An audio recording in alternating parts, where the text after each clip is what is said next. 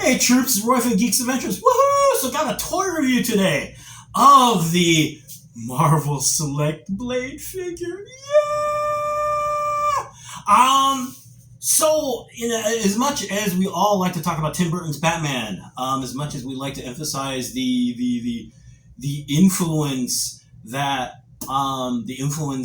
Spider-Man with Tobey Maguire had, Blade is one of the more I think now, actually, let me rephrase that. Now people are beginning to realize the full extent of its influence, and not just in the, hey, we're going to be all gothed out and wear like all black and look kind of like the Matrix, even if there was only a year difference between the two films. More in terms of taking a figure that's not, a character that is lesser known, reimagining it, tweaking it, and breathing fresh, new, amazing life into it. If it weren't for Blade, Guardians of the Galaxy would not be around. Ant-Man would not be around. All these ancillary characters, Shazam probably wouldn't be around. All of these ancillary characters just boom, and made lots of money and created other issues creatively for film. But that's another thing entirely. So what do we got?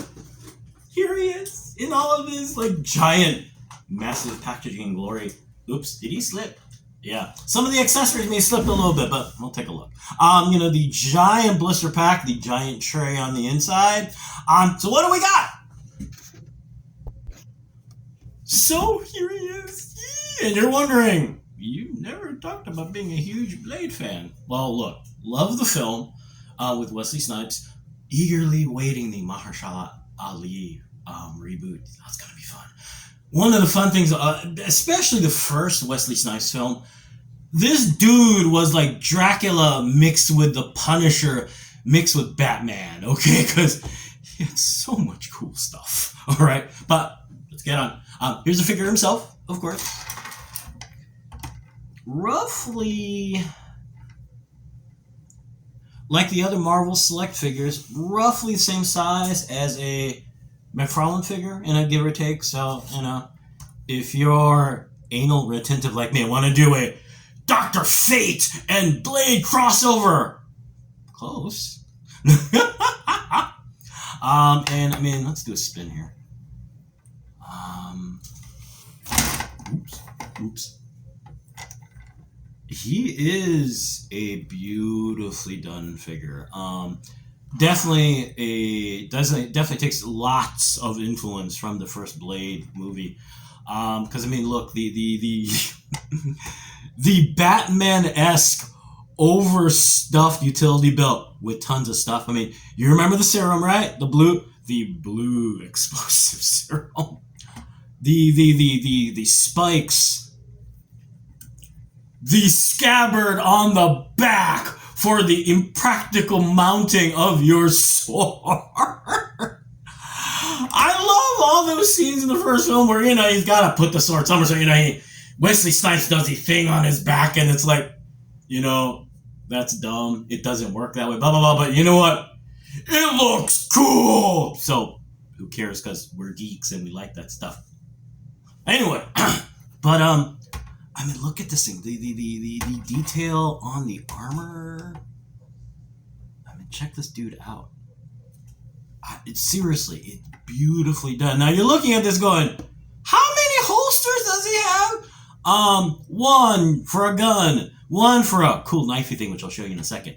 One for another gun. Back here for remember the little spinny, like, chakram spinny thing? Back here. And, of course, he's got another one for a tonfa over here. And so let's go. Oh, let me show you the accessories. Okay, so we got Grumpy. Here's Grumpy Daywalker Vampire Head, which is very well done, by the way. Let's see here.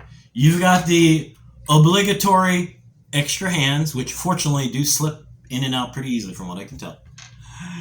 And an armory of weapons. Let's see. You've got the obligatory. You know how it used to be the big thing? You'd make these really cool combat knives and And who knows if they were actually practical. Well, here, you got another one. It's got like spikes on the knuckles. This one goes here. First gun. What's that one? Is this the one that goes in here? Yeah. This goes in the. In movies, usually the ankle holsters for a tiny just in case panic gun. Again, this is Blade, so that would be his panic gun, wouldn't it? And of course you got the bigger gun. Goes into this holster. Okay, maybe I did. Yeah. Oops. Let's try that again. Sorry. Let's see. Or maybe it is that way. I don't know. Because that goes in there fine. You know what? That'll do for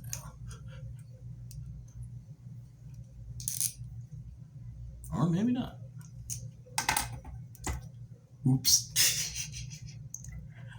Okay, we'll get this to work. There we go. There we go. Yeah. There we go. All right. The Tonfa. No, he didn't have one in the movie. Who cares? It looks cool. Fits into a loop back here. You got the little shuriken thingy that fits back here. Now, amongst the accessories, I'm still trying to figure this one out. Is this square thing?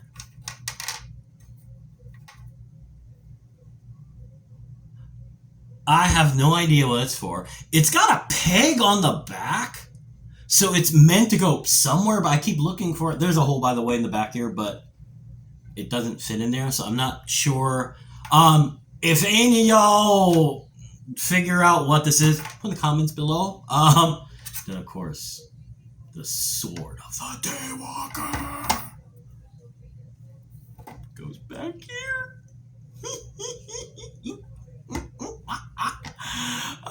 And there he is. Ooh, let me see if peg fit. Hint to all toy manufacturers: nice if pegs all had the same size. Because sometimes it seems like y'all on purpose kind of don't do that, but whatever. Oh, yay! Fits. There he is. Now you're wondering, how do the weapons hold? They all hold wonderfully well. From what I can tell, it looks like the fists are designed to do, one is meant to be like, the melee weapons, and the other fist is meant to do the guns, but it looks like they all hold them okay. So I'm just leaving it that way.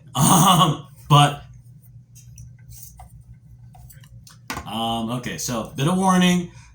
This is a little tight.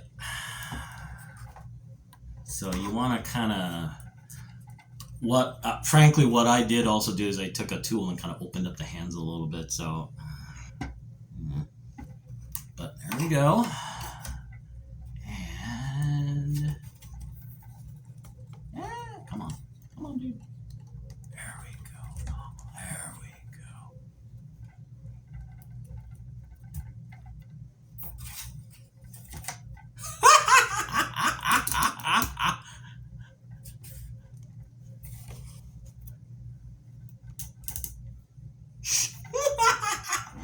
Now you're wondering, oh great, you got all that stuff, how's articulation?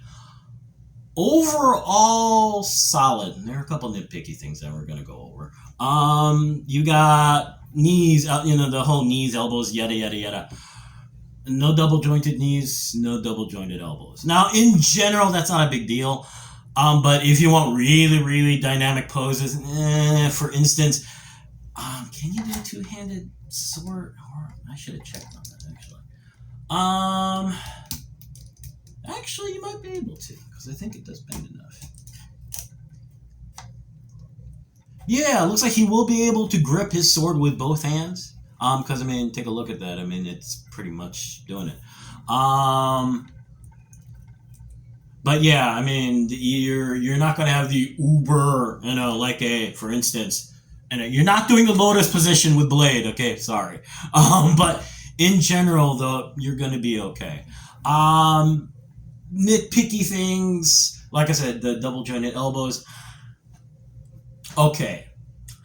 At the risk of incurring the wrath of Edna Mode, I like capes. I like the way the character looks like with the giant cape, the giant cape trench coat. Darling, I'm sorry. I like it. That's a horrible impersonation, I know, but it's early, okay? I'm tired. It's Sunday. Anyway, but if you don't mind crossing streams even more, this is a generic 1/12th scale Jedi cape.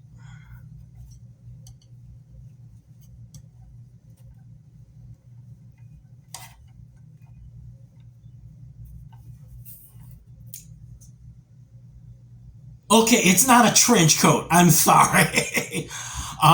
You can, if memory serves, you can get 1/12th scale.